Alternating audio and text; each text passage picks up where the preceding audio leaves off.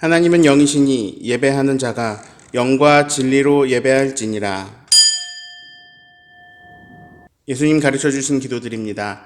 하늘에 계신 우리 아버지여, 이름이 거룩히 여김을 받으시오며 나라가 임하시오며 뜻이 하늘에서 이루어진 것 같이 땅에서도 이루어지이다. 오늘날 우리에게 일용할 양식을 주시옵고 우리가 우리에게 죄 지은 자를 사하여 준 것 같이 우리 죄를 사하여 주시옵고 우리를 시험에 들지 말게 하시옵고 다만 악에서 구하시옵소서. 나라와 권세와 영광이 아버지께 영원히 있사옵나이다. 아멘. 찬송가 338장 찬양합니다. 내 주를 가까이 하게 하는 십자가 진 같은 곳에나 내 일생 소원이 늘 찬송하면서 주께 떠나가기 원합니다. 내 고생하는 것 내 야곱이 고백게 되고자 왔습니다. 꿈에도 소원이 늘 찬송하면서 주께 떠나가기 원합니다. 천성에 가는데 원하여도 생명길 대나는 은혜보다 천사 날 부르니 늘 찬송하면서 주께 떠나가기 원합니다.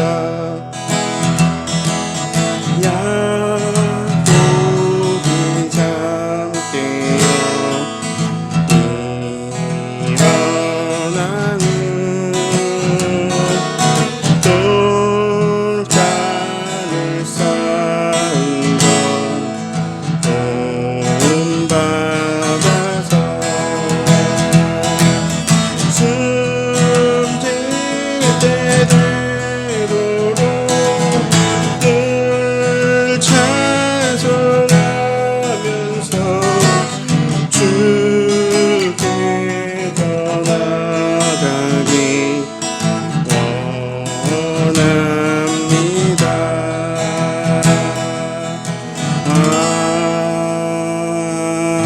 아멘. 기도할게요. 하나님, 각자의 자리에서 예배하는 우리 모든 교우들에게 오늘도 한량없는 은혜와 은총으로 함께 하시기를 원합니다. 어렵고 힘듭니다. 지치고 무너졌습니다. 주님이 손잡아 주시고 주님이 길을 열어주시고 주님께서 주시는 소망이 우리의 삶의 소망입니다. 주님만을 붙들고 가게 하여 주시고 어려운 시대에서도 어려운 현실 속에서도 우리의 일상 속에서도 주님을 보는 믿음의 눈을 뜨게 하여 주십시오. 말씀을 통해 깨달음을 주시고 은혜를 주시고 그 말씀 속에서 얻는 것으로 말미암아 우리의 삶이 좀 더 아름다워지고 하나님의 뜻이 더욱 드러나는 복된 시간이 되게 해주십시오. 예수님의 이름으로 기도합니다. 아멘. 오늘 주시는 하나님 말씀 창세기 28장 10절부터 22절까지입니다. 야곱이 브엘세바에서 떠나 하란으로 향하여 가더니 한 곳에 이르러는 해가 진지라. 거기서 유숙하려고 그곳에 한 돌을 가져다가 베개로 삼고 거기 누워 자더니 꿈에 본즉 사닥다리가 땅 위에 서 있는데 그 꼭대기가 하늘에 닿았고 또 본즉 하나님의 사자들이 그 위에서 오르락 내리락 하고 또 본즉 여호와께서 그 위에 서서 이르시되 나는 여호와니 너의 조부 아브라함의 하나님이요 이삭의 하나님이라. 내가 누워있는 땅을 내가 너와 내 자손에게 주리니 내 자손이 땅의 티끌같이 되어 내가 서쪽과 동쪽과 북쪽과 남쪽으로 퍼져나갈지며 땅의 모든 족속이 너와 너의 자손으로 말미암아 복을 받으리라. 내가 너와 함께 있어 내가 어디로 가든지 너를 지키며 너를 이끌어 이 땅으로 돌아오게 할지라. 내가 너에게 허락한 것을 다 이루기까지 너를 떠나지 아니하리라 하신지라. 야곱이 잠이 깨어 이르되 여호와께서 과연 여기 계시거늘 내가 알지 못하였도다. 이에 두려워하여 이르되 두렵도다. 이곳이여 이것은 다름 아닌 하나님의 집이요 이는 하늘의 문이로다 하고 야곱이 아침에 일찍이 일어나 베개로 삼았던 돌을 가져다가 기둥으로 세우고 그 위에 기름을 붓고 그곳 이름을 베델이라 하였더라. 이 성의 옛 이름은 루스더라. 야곱이 서원하여 이르되 하나님이 나와 함께 계셔서 내가 가는 이 길에서 나를 지키시고 먹을 떡과 입을 옷을 주시어 내가 평안히 아버지의 집으로 돌아가게 하시오면 여호와께서 나의 하나님이 되실 것이요 내가 기둥으로 세운 이 돌이 하나님의 집이 될 것이요 하나님께서 내게 주신 모든 것에서 10분의 1을 내가 반드시 하나님께 드리겠나이다 하였더라. 아멘. 네, 국어 공부 잠깐 해볼까요? 과연이라는 단어는 어떤 뜻으로 쓰일까요? 1번 분명히, 2번 글쎄. 네, 둘 다 맞습니다. 과연 그렇다라고 말할 때는요, 분명히 그렇다라는 뜻인가요? 글쎄 그럴까라는 뜻일까요? 여기서 이제 분명히 그렇다 이런 뜻이죠. 예를 들어 볼게요. 과연 훌륭한 예술가로구나. 이건 분명히 훌륭하구나 이런 얘기고요. 과연 하나님은 사랑이시구나. 분명히란 뜻입니다. 하나님은 홍수 이후에 새롭게 하나님의 백성을 일으키고자 하십니다. 온 세상이 그 민족을 보고 하나님을 알아가게 되기를 바라신 것 같아요. 이에 부름받은 사람이 아브라함입니다. 하나님이 아브라함을 통해서 하나님의 민족을 일으키실 건데요. 아브라함이 이삭을 낳았습니다. 그리고 이삭도 아들을 낳았는데요.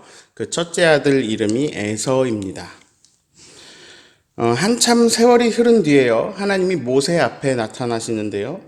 하나님이 모세에게 자기를 이렇게 소개하십니다. 출애굽기 4장 5절을 보시면요. 아브라함의 하나님, 이삭의 하나님, 야곱의 하나님, 나는 그렇다 이렇게 말씀합니다. 이상하지 않나요? 첫째 아들 에서의 하나님이 아닙니다. 그 쌍둥이 동생 야곱의 하나님으로 모세에게 자신을 소개하고 계세요.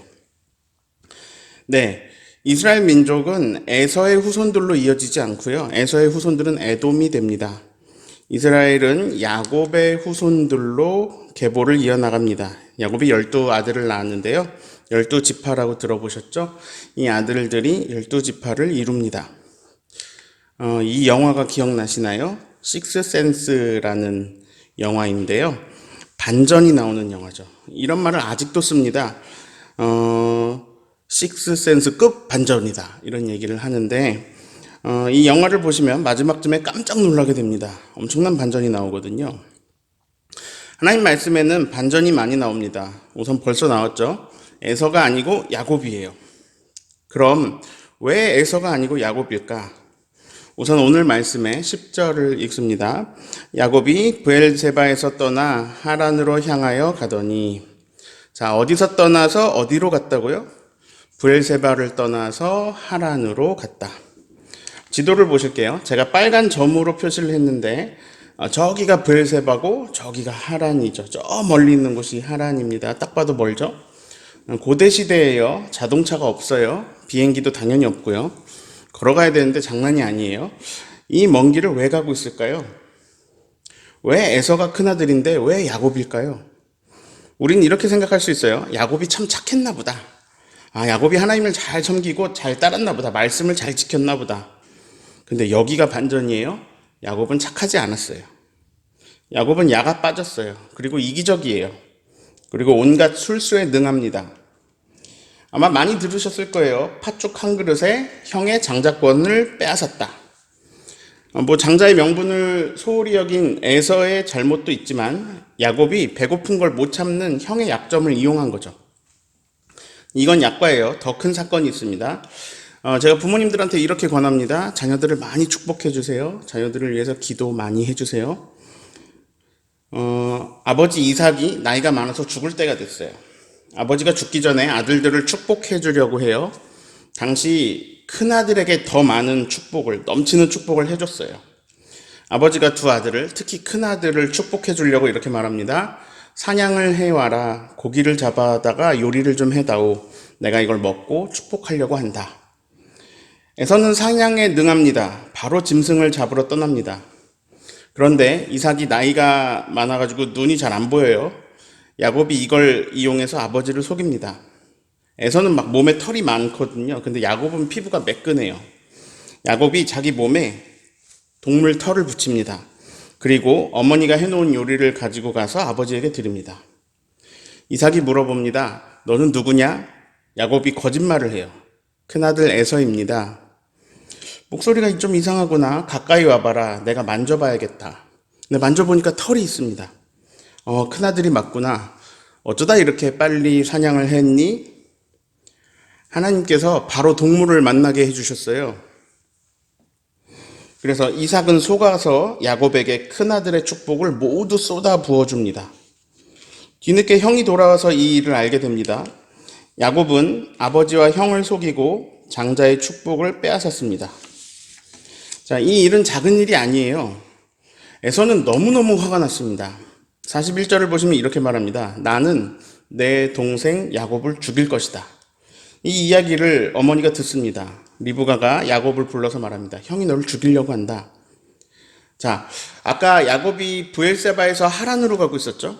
왜 하란으로 가는지 43절 리브가의 말에 나옵니다. 내 아들아, 하란으로 가라. 우리 오빠 라반의 집으로 피신해라. 그러니까 지금 이 야곱이 이 먼 길을 떠나고 있는 이유는 사고를 쳐서입니다. 죽을까봐 도망가는 길인데 그게 이웃 부족의 원수가 날 죽이려고 한 게 아니고 친형이에요. 근데 형이 잘못한 게 아니고 동생이 잘못한 겁니다. 여기가 마음에 안 들어요. 아브라함의 하나님, 이삭의 하나님, 에서의 하나님이었으면 좋겠어요. 동생이 잘못했는데. 근데 야곱의 술수에 계속 당하기만 하는 에서가 아니라 야곱의 하나님이라고 되는 게 저에게는 반전으로 다가옵니다. 11절을 읽어볼게요. 한 곳에 이르러서는 해가 진지라. 거기서 유숙하려고 그곳에 한 돌을 가져다가 베개로 삼고 거기 누워 자더니. 자, 서둘러 도망 나왔어요. 먼 길, 게다가 초행길입니다. 당시에 경찰이 있는 것도 아니고 치안이 좋지가 않았어요. 도적이나 강도를 만날 수도 있고요. 맹수를 만날 수도 있습니다. 혼자 가는 도망길, 그 두려운 길에 해까지 떨어졌어요. 그리고 막 텐트, 장막을 준비해서 떠난 것도 아닙니다. 그냥 허 벌판에서 자면서 이렇게 가야 되는 거예요. 여기가 어딘지도 모릅니다. 그리고 옛날에 전기가 없었던 때에 그 깜깜함 속에서 돌베개를 베고 잡니다. 아버지 이삭의 집은 무척 부잣집입니다. 집 나오면 무슨 고생이죠? 개고생. 예, 아주 나쁘게 말하면 지금 사기를 친 건데요. 사람들 속여가지고 지금 개고생하고 있는 거예요. 길바닥에서 그렇게 고생하고 있는 야곱을 우리가 지금 보고 있습니다. 오늘 우리가 부른 찬송가 2절에 이런 가사가 있어요. 파란색이요. 내 고생하는 것, 옛 야곱이 돌베개 베고 잔 것 같습니다. 우리가 요즘 코로나로 참 고생하고 있습니다. 저는 이 가사가 공감되어서 오늘 이 찬송가를 선택했습니다. 다들 고생이 많으십니다. 이 찬송가와 오늘의 말씀이 위로가 되시기를 바랍니다. 네, 이 고생길에 무슨 일이 일어났을까요? 12절을 읽어드릴게요. 꿈에 본즉 사닥다리가 땅 위에 서 있는데 그 꼭대기가 하늘에 닿았고 또 본즉 하나님의 사자들이 그 위에서 오르락내리락 하고. 조금 더 이해를 돕기 위해서 세 번역 성경으로 읽어드릴게요. 머릿속으로 상상해 보세요. 꿈을 꾸었다. 그가 보니 땅에 층계가 있고 그 꼭대기가 하늘에 닿아 있고 하나님의 천사들이 그 층계를 오르락내리락 하고 있었다. 이 그림은 영국의 유명한 화가가 이 말씀을 그린 그림입니다. 한국 개역 개정에는 사닥다리라고 했는데요. 세 번역으로는 층계라고 계단으로 번역을 했습니다. 다른 그림도 볼게요. 하늘과 땅을 이어주는 사다리, 그 계단에 하나님의 사자들이 오르락내리락 합니다. 지금 야곱이 이걸 보고 있는 거예요. 근데 천사들만 보이는 게 아니에요. 13, 14, 15절입니다. 또 본즉 여호와께서 그 위에 서서 이르시되 나는 여호와니 너의 조부 아브라함의 하나님이요 이삭의 하나님이라. 내가 누워있는 땅을 내가 너와 내 자손에게 주리니 내 자손이 땅이 티끌같이 되어 내가 서쪽과 동쪽과 북쪽과 남쪽으로 퍼져나갈지며 땅의 모든 족속이 너와 너의 자손으로 말미암아 복을 받으리라. 내가 너와 함께 있어 네가 어디로 가든지 너를 지키며 너를 이끌어 이 땅으로 돌아오게 할지라. 내가 너에게 허락한 것을 다 이루기까지 너를 떠나지 아니하리라 하신지라. 네, 그 계단 끝에 서 계시는 하나님의 말씀을 들었습니다. 내용은 이런 거예요. 지금 네가 누워있는 그 땅을 너에게 주겠다. 그 땅은 네가 지금 그냥 지나가고 마는 길이 아니다. 내가 너와 너의 후손들에게 주는 땅이다. 너의 후손들이 땅에 티끌같이 많아져서 동서남북으로 크게 퍼져나갈 것이다. 그리고 너와 너의 자손으로 인해서 땅의 모든 사람들이 복을 받을 것이다. 야곱은 지금 결혼도 안 했어요. 그리고 목숨이 위험해서 도망치고 있어요. 호위해주는 무사도 없어요. 모르는 지역 가는 거예요. 거기 가면요 아는 사람 한 명도 없어요. 그냥 처음 보는 삼촌한테 가는 길인데 지도도 없어요. 그리고 막 물어물어 가야 돼요. 도적들을 만날 수도 있죠. 근데 약속의 내용을 볼게요. 엄청난 후손을 주신대요. 이건 결혼을 한다는 얘기죠. 게다가 지금 누워있는 땅을 주신대요. 이 이야기는 다시 그 멀리 있는 하란에서 다시 돌아온다는 얘기죠. 이 모든 것을 하나님이 이루시겠다라고 하세요. 어디를 가든지 내가 너를 지킨다. 내가 너를 이끌어 다시 돌아오게 할 것이다. 이것을 다 이루기까지 나는 너를 떠나지 않는다. 아멘. 네, 여러분의 고생길에 이 말씀이 위로가 되시기를 바랍니다. 네. 내 고생하는 것 옛 야곱이 돌베개 베고잠 같습니다. 여러분의 고생길에 하나님은 어떤 말씀을 여러분에게 주고 계십니까? 내가 왜 고생하고 있나요? 혹시 그동안의 나의 잘못 때문은 아닌가요? 저는 오늘 여러분이 온 인생을 걸고 찾으셔야 할 진짜 중요한 질문을 던집니다. 여러분에게 하나님은 어떤 분이십니까? 야곱에게 하나님은 어떤 분일까요? 야곱은 하나님을 잘 믿고 살아온 사람이 아닙니다. 야곱은 어머니 리브가의 편애를 받으면서 형보다 더 커지고 싶은 마음을 자신의 꾀와 권모술수를 사용해서 이루어 가다가 그 욕심에 대한 열매로 목숨의 위협을 느끼고 도망자가 된 상황입니다. 야곱에게 하나님은 어떤 분이실까요? 야곱이 하나님을 어떻게 고백하고 있는지 아버지 이삭과의 대화에서 알 수 있어요. 아까 이삭이 이런 말을 했어요. 아니 어떻게 이렇게 짐승을 빨리 잡아왔니? 그 질문에 꾀가 많은 야곱이 뭐라고 했죠? 하나님이 만나게 해줬어요. 순조롭게 만나게 해줬어요. 이렇게 둘러댔어요. 거기 말씀을 보실게요. 20절입니다. 뭐라고 하는지 빨간 글씨 보실까요? 아버지의 하나님 여호와께서 짐승을 순조롭게 만나게 하셨어요. 자, 야곱이 하나님을 어떻게 고백하고 있는지 보이시나요? 아버지의 하나님. 자, 야곱에게 하나님은요, 아버지의 하나님이에요. 아버지가 믿는 하나님. 여러분에게 하나님은 어떤 분이십니까? 어머니가 믿는 하나님, 아내의 하나님, 남편의 하나님, 아버지의 하나님, 또는 우리 딸의 하나님, 내 아들의 하나님, 우리 며느리의 하나님. 하나님은 어떤 분이십니까? 네, 지난주에도 강조했죠. 목사님의 하나님이 아닙니다. 나의 하나님입니다. 우리가 믿음 좋은 사람으로 욥을 예로 들어요. 욥기는 42장으로 이렇게 이루어져 있는데요. 욥이 믿음 좋은 것처럼 보이는 건 1장, 2장만 그래요. 나머지 많은 분량의 욥의 모습은 이래요. 난 죄 없는데? 난 정당해.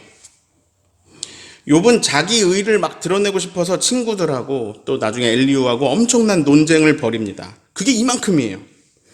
그런데 이 긴 논쟁을 보시다가 하나님이 나타나셔요.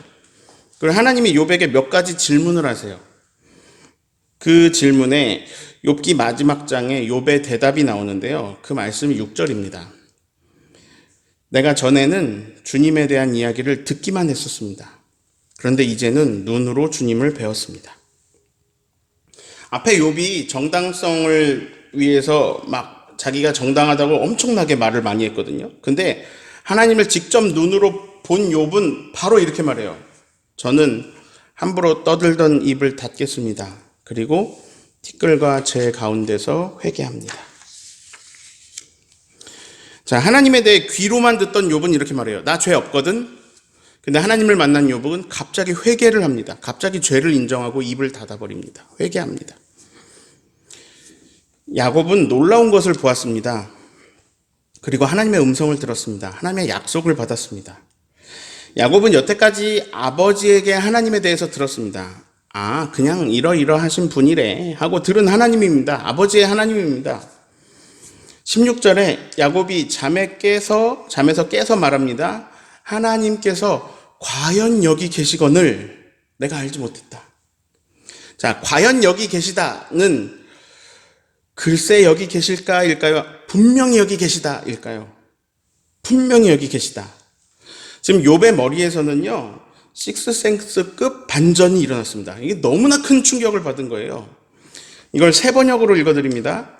주님께서 분명히 이곳에 계시는데도 내가 미처 그것을 몰랐구나.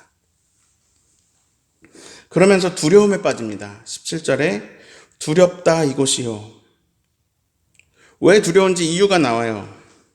도적대가 두려운 게 아니죠. 들짐승이 두려운 게 아닙니다. 자기를 죽이겠다는 형이 두려운 게 아니에요. 앞으로 훤한 자기의 고생길이 두려운 것도 아닙니다.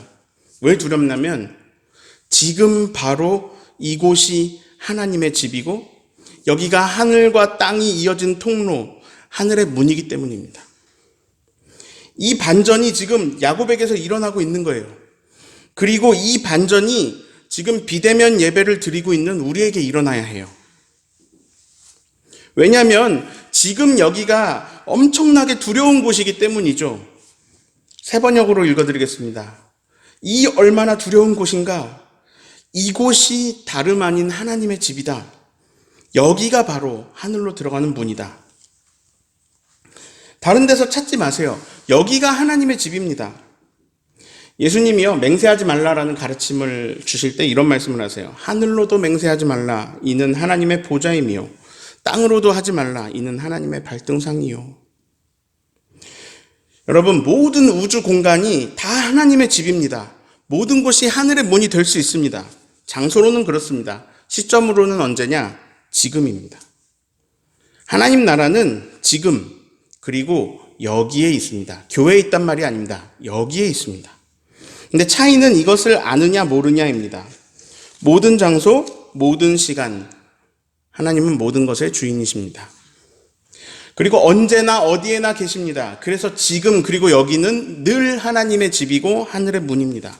차이는 이걸 내가 아냐 모르느냐의 차이입니다. 우리는 모르고 있다가요, 뭐 하나를 봐야 깨닫습니다. 야곱이 말해요. 내가 미처 몰랐구나. 분명히 여기 계시는데도 몰랐구나. 여기가 바로 하나님의 집이다. 여기가 바로 하늘의 통로다. 여기가 하늘의 문이다. 계속해서 이런 말씀 드렸죠. 어디서 예배해야 하나요? 예루살렘인가요? 그리심산인가요? 수가성 여인을 통해서. 예수님 대답하시죠. 하나님은 영이시니 예배하는 자가 영과 진리로 예배해야 한다. 비대면이냐 대면이냐 이게 중요한 게 아니다. 영과 진리로 예배하는가 아닌가가 중요하다. 저는 우리 교회 건물이 너무 좋습니다. 그리고 저는 교회 가까이에 사는 게 꿈인데 이 교회 안에 사니까 너무 좋아요. 그런데 장소가 교회냐 벌판이냐 이게 중요하지 않습니다. 하나님이 임재하시는 여기가 바로 하나님이 임재하시는 지금이 바로 하나님의 집입니다. 이 영상을 지금 각자 다른 곳에서 보고 계세요. 그 모든 곳이 하나님의 집이고 하늘의 문입니다. 엄밀히 말하면 하나님의 집이 아닌 곳이 없습니다. 원래 그래요. 원래 처음부터 그냥 그랬어요. 이게 진리예요. 모든 곳이 하나님의 집입니다. 여기가 하나님의 집입니다. 그냥 우리가 언제 깨닫게 되느냐예요. 변화는 우리에게 있어요. 이걸 아느냐 모르냐입니다. 근데 처음엔 모릅니다. 그러다가 야곱이 알게 되었어요. 알아도요, 아는 깊이가 계속 달라집니다. 귀로 이렇게 듣고 아느냐, 아니면 내가 직접 경험하고 아느냐, 그리고 이걸 한 번 경험하고 아느냐, 아니면 내가 여러 번 반복해서 경험하고 아느냐, 이게 변하는 거예요. 비대면 예배에 지치신 분들이 계실 겁니다. 왜냐하면 평생 대면 예배를 드렸기 때문에 그게 익숙하니까요. 또한 교회 공동체를 사랑하고 교우들을 사랑하니까요. 목사님을 사랑하니까요. 또 내 땀과 내 눈물이 다 배어있는 이 교회당을 사랑하니까요. 그런데 제가 본질적이지 않은 것, 비본질적인 것에 대해서 말씀을 몇 번 나눴어요. 물론 대면 예배에 장점이 있습니다. 아무래도 다르죠. 정말 다르죠. 그리고 예배는 사실 공동체적인 요소가 녹아 있습니다. 예수님도 두세 사람이 내 이름으로 모인 곳에 내가 그들과 함께 있다 하셨어요. 예배 공동체는 정말 중요하고요. 어떤 경우에는 피를 나눈 가족보다 더 깊은 사랑을 경험하게 해주기도 합니다. 게다가 예를 들어서 연예인을 미디어로 접하는 게 낫나요? 직접 보는 게 낫나요? 그리고 왜 그 비싼 공연을 티켓 끊어가면서 공연장에 갑니까? 아니, 왜 경기장에 갑니까? 미디어로 보면 막 클로즈업도 해주고 하이라이트는 반복 재생도 해주고 막 슬로우 모션도 보여주고 얼마나 좋아요. 그러나 현장이 좋죠. 현장감을 미디어가 줄 수 없죠. 아니, 응원을 해도 방구석보다는 광화문에 모여가지고 하는 게 신나고 재밌죠. 미디어로, 그것도 대부분 작은 스마트폰으로 예배하는데 아무래도 다르지 않겠습니까? 게다가 진짜 모임의 힘이 굉장히 무서운 겁니다. 성경도 모이기에 힘써라 이렇게 말씀하고요.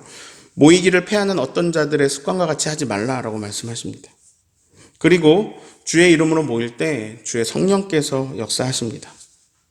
또한 합심하여 하는 기도에 능력이 있습니다. 놀라운 역사가 일어납니다. 합심하여 기도할 때 병이 치료되기도 하고 여러 은사를 내려주시기도 합니다. 또한 함께 찬양하는 기쁨이 얼마나 좋습니까? 그리고 교회 가면요, 또 음악 능력자들이 있어가지고요, 찬양이 풍성해지고 예배에 깊이 있게 빠져들 수 있도록 도와주는 여러 장치들이 있으니까 당연히 대면 예배가 좋습니다. 그러나 대면 예배의 단점도 있습니다. 굉장히 신기한 것은요, 대면 예배의 장점이 모두 대면 예배의 단점이 되기도 합니다. 하나님이 보여야 되는데 공동체가 보입니다. 하나님께 집중해야 되는데 교인들에게 막 신경이 분산됩니다. 어느 집사님이 거슬리기도 하고 목사님 머리 스타일이 마음에 안 들기도 합니다. 예배가 공연이 되기도 합니다.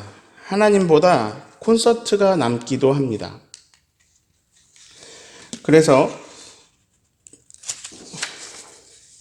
하나님께 영광 돌린다는 명분을 가진 사람들의 장기자랑이 될 때도 있습니다.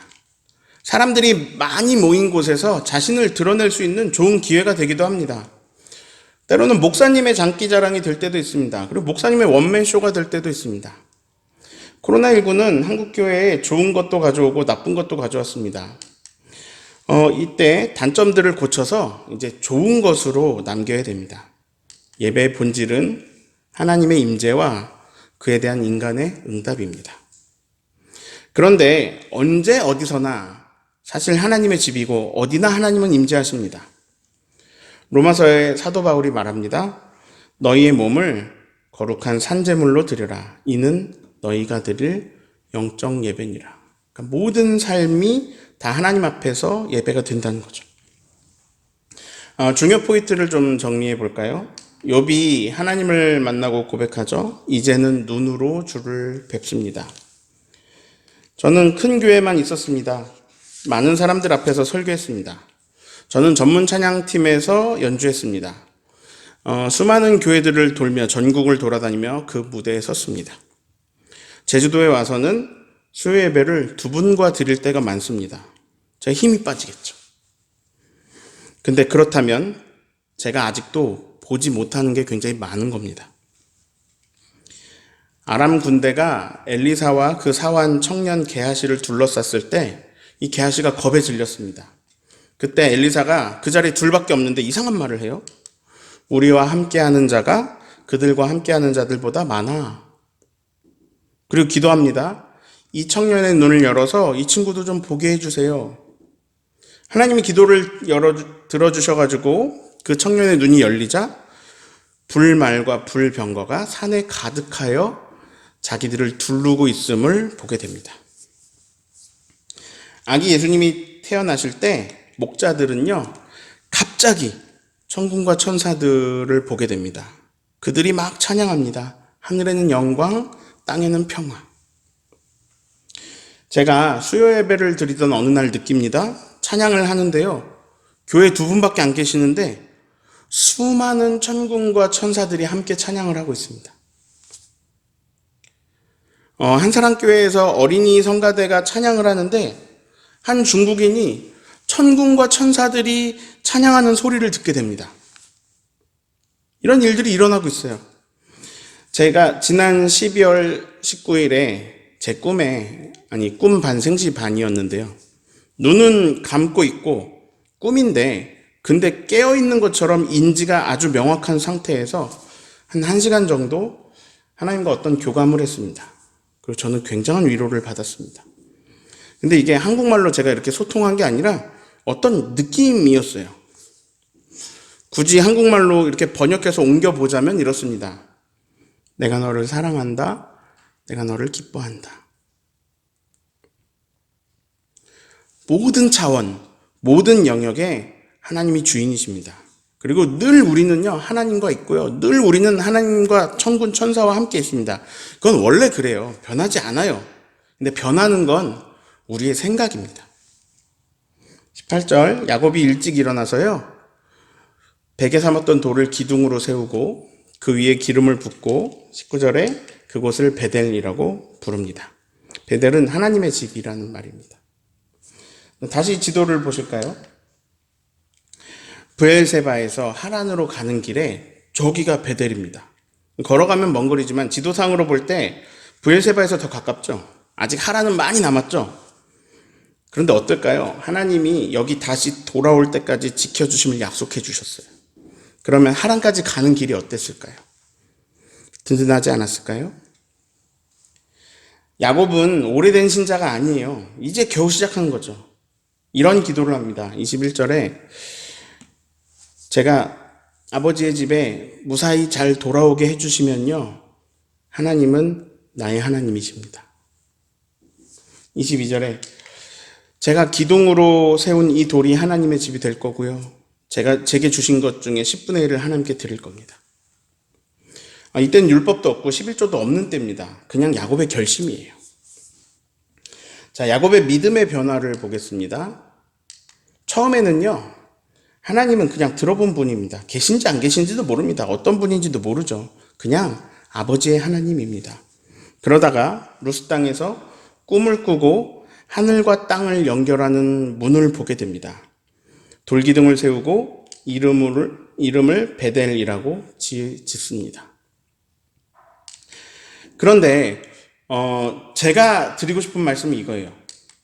야곱은 하나님이 계심을 알게 되었지만 야곱에게 하나님은 아직 나의 하나님은 아니에요.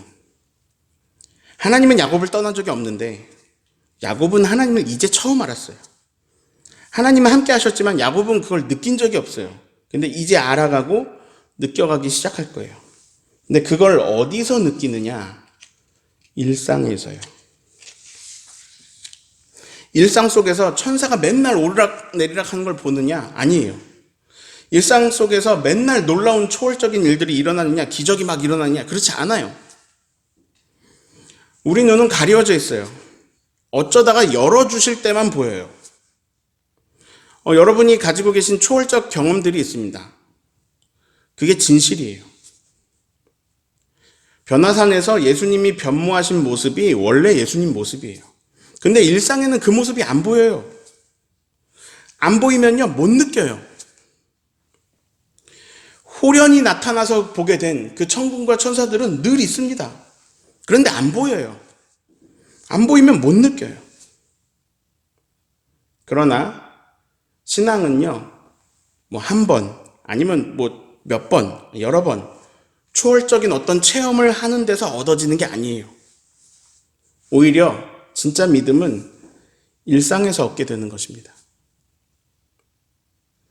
말씀을 받았어요. 돌아오게 된다는 말씀을 받았어요. 후손이 많아질 거래요. 야곱은요, 자기가 원하는 대로 결혼이 이루어지지 않았어요. 그러다가 4명하고 결혼을 했어요. 그래서 아들만 12명을 낳았어요. 지나고 보면요, 하나님의 약속이 다 이루어져 있습니다. 힘든 일 되게 많았어요. 억울한 일 있었어요. 라반이 그렇게 또 착하지도 않아요. 하나님 어디 계실까? 이런 생각 많이 들었을 거예요. 그런데 진실은요, 하나님은 항상 야곱과 함께 계셨어요. 야곱이 알든 모르든 진실은 그렇습니다. 여러분이 느끼든 못 느끼든 하나님은 여러분과 함께 계십니다. 코로나로 인해 너무 힘든 사람들이 있어요. 폐업을 하신 분도 계십니다. 교회도 못 가고요. 이게 뭡니까? 하나님은 왜 이깟 바이러스 하나 안 잡아주실까요? 근데 저는 신기하게도 한 번도 그런 생각이 안 들었습니다. 하나님은 왜 이 바이러스 하나 안 잡아주시나? 이런 생각은 한 번도 안 들었는데요. 계속 이 생각은 들어요. 바이러스는 인간의 죄악 때문에 발생했겠지만 하나님은 이것을 통해서 또 새로운 세상을 열어가고 계시다. 여러분, 앞으로의 교회는요, 예전과 같은 모습은 아닐 거예요. 뭔가 달라져 있을 거예요. 세상도 마찬가지고요. 근데 그건 다 때가 되어서 그렇게 가고 있는 거예요. 제가 교우들에게 바라는 것이 있습니다. 그건 이거예요. 대면 예배냐 비대면 예배냐, 이게 무의미해지는 것. 분명히 차이는 있어요. 그러나 본질적인 차이가 없어요. 여기가 하나님의 집이고 여기가 하늘의 문입니다. 여기에 천군 천사가 가득합니다. 그래서 혼자든 수만 명이든 목사님이 있든 없든 영상 자료가 있든 없든 영과 진리로 예배하게 되기를 진심으로 소망합니다. 그리고 이게 코로나가 우리에게 가져다 주는 선물입니다. 대면 예배여도 좋아요. 비대면 예배여도 좋아요. 외양간에 송아지가 없어도 좋아요. 나는 여호와로 즐거워하리. 그러면 야곱에게 하나님은 나의 하나님이 되었을까요? 자, 야곱의 아들 중에 요셉이 있어요. 그리고 요셉의 두 아들 므낫세, 에브라임이 있는데 이 므낫세하고 에브라임을 야곱이 축복해 주거든요. 늙어가지고 죽음 앞에서 축복해 주는 할아버지의 기도를 보실게요. 창세기 48장에 축복 기도하는 야곱이 하나님을 어떻게 부르는지 보실게요. 우리 할아버지 아브라함이 하나님, 아버지 이삭의 하나님, 그리고 나의 출생으로부터 죽음 앞에 서 있는 지금까지 나를 기르신 하나님. 출생으로부터 이렇게 돼 있어요. 야곱 어렸을 때는 하나님 알지 못했어요. 그냥 자기 꾀로 살았어요. 그런데 이렇게 고백해요. 나의 출생으로부터 나를 기르신 하나님. 이런 말이죠. 내가 몰랐을 때도 나와 항상 함께 하신 하나님. 그리고 약속하신 그대로 내가 지금 죽음 앞에 이르기까지 나와 항상 함께 하신 하나님. 바로 나의 하나님. 총정리합니다. 초월적인 체험이 있으면 좋아요. 다른 시각을 또 가질 수 있습니다. 진리를 되게 일부 깨달을 수 있고요. 야곱이 하란까지 가는 먼 길을 혼자 가는 그 길에 또 야곱이 하란 가서 살았던 그 긴 시간에 그리고 다시 야곱이 베델로 돌아올 때 두려움에 떨면서 에서를 만나러 돌아올 때 야곱은 알고 있습니다. 하나님이 함께하고 계시며 하나님이 이루어 가고 계신 것을 신뢰하게 됩니다. 야곱은 이것을 일상 속에서 계속 깨달아 갔습니다. 늘 초월적이신 하나님은 어쩌면 우리 일상에서 가리워져 있습니다. 성령께서는 가끔 눈을 열어서 보게 해주십니다. 그런데 사실 잘 안 보이는 일상이 하나님을 체험해가는 시간입니다. 그래서 코로나19 속에서 하나님을 경험해 가시기를 바랍니다. 때로는 무너짐 속에서 그분의 인도하심을 보기를 바랍니다. 그리고 노래합시다. 나의 하나님, 나의 하나님. 제가 고생하는 것이 옛날 야곱이라는 선배가 돌베개를 베고 자는 것 같습니다. 그런데요, 나의 하나님, 저 고생하고 있는데 그래도 저는요, 꿈에도 소원이 늘 찬송하면서 나의 하나님께 더 나아가는 것입니다. 야곱이 하나님을 알게 되고 돌단을 쌓은 것을 본받아서 하나님께서 이 땅에서 나에게 호흡을 주시는 그 마지막 순간까지 늘 찬송하면서 나의 하나님께 더 나아가기 원합니다. 이렇게 노래하기를 원합니다. 나의 하나님을 찬양하며 살아가는 저와 여러분 되시기를 예수님의 이름으로 축원합니다. 아멘. 이제는 가려 있으나 드러나시고 감추어져 있으나 늘 우리에게 보여주시는 성부, 성자, 성령 하나님의 크고도 놀라운 그 은총이 코로나19 가운데 고생하는 그 고생길 위에서도 믿음의 눈을 떠서 하나님을 보며 믿음의 눈을 열어주시는 주님과 동행하며 항상 함께 하시는 주님께서 결국 나의 하나님이 되어 일평생 인도하신다는 것을 믿으며 한 걸음 한 걸음 걷기로 결단하는 주의 백성들 머리 위에 지금부터 영원토록 함께 하시기를 예수님의 이름으로 축원합니다. 아멘.